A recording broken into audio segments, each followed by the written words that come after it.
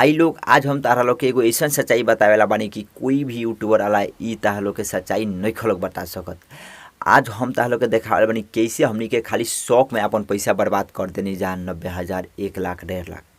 जी हाँ भाई लोग देख लोग आज हम बात कर रहे बानी कुछ ऐसा फ़ोन के, जैसे कि देख सकता लोग छोटा बड़ा कर लोग ऐसा फ़ोन के बारे में तारा लोग के जानकारी देवे वाला बानी।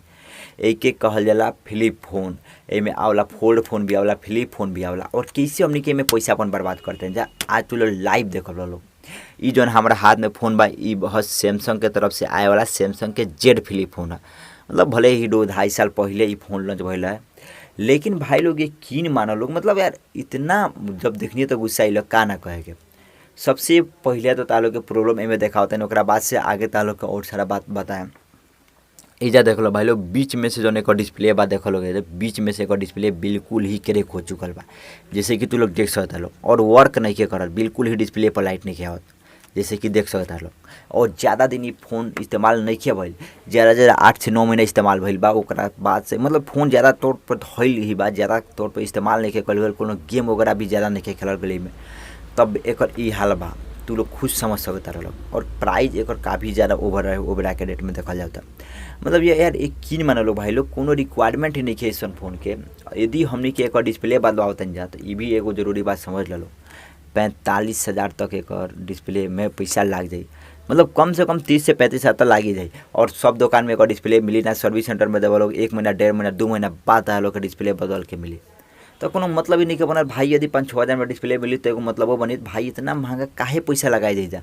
अगर हमनी के 30-40 हज़ार ही रुपया लगाते हैं, चलो 30 हज़ार भी लगाते हैं तो एगो अच्छा खासा हमनी के फ़ोन मिल जाए। मतलब हई फ़ोन में इन्वेस्ट करे का जरूरत बा, जना ना कोनो प्रोसेसर ढंग के, ना कैमरा ढंग के, ना बैटरी बैकअप ढंग के, कुछ ढंग के ना। सिर्फ शौक खातिर अपन पैसा हमनी के काहे बर्बाद करत हैं जा। मत करो लोग यार, पैसा बिल्कुल ही बर्बाद बच्चे। ऐसा कोनो भी फ़ोन अभी परचेस मत करो लोग।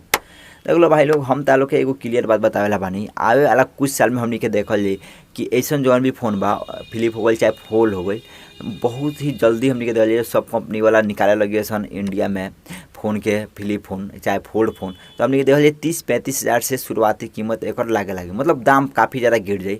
और ओकरा साथे हमने के जब परचेस करिए तो एगो अलग मजा आई। आ फीचर भी अच्छा अच्छा लगे सन, आ प्लस अच्छा से कस्टमाइज करके। अभी तक तो इनमें कोनो अच्छा खासा बैटरी ये सब फोन में नहीं कसन लगाओ, जना से बैटरी बैकअप भी अच्छा दे।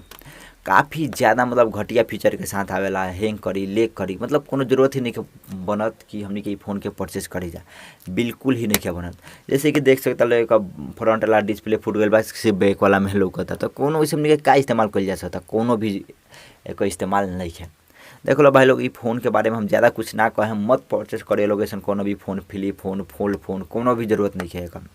और कोनो रिक्वायरमेंट भी नहीं है का ई फ़ोन के तो ले कर बोलो, आखिर का कर सकल लोग ई फ़ोन से कोनो भी काम नहीं। भाई लोग ऐसा फ़ोन के बारे में तारा लोग के का सुझाव बा कमेंट बॉक्स में जरूर ही कमेंट करे लो, हम कमेंट के पढ़ के जवाब भी देवे के जरूर ही कोशिश करें।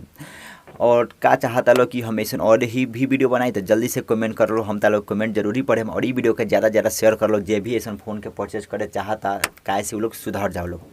देख लो भाई लोग हमने की चाहत की वीडियो को हम ज़्यादा लंबा खींची, ऐसे ही वीडियो के एजा करत तनी समाप्त। मिले तालोग से एगो अगला वीडियो में, तब तक खातिर बाय बाय। जय हिंद, जय भारत, जय बिहार।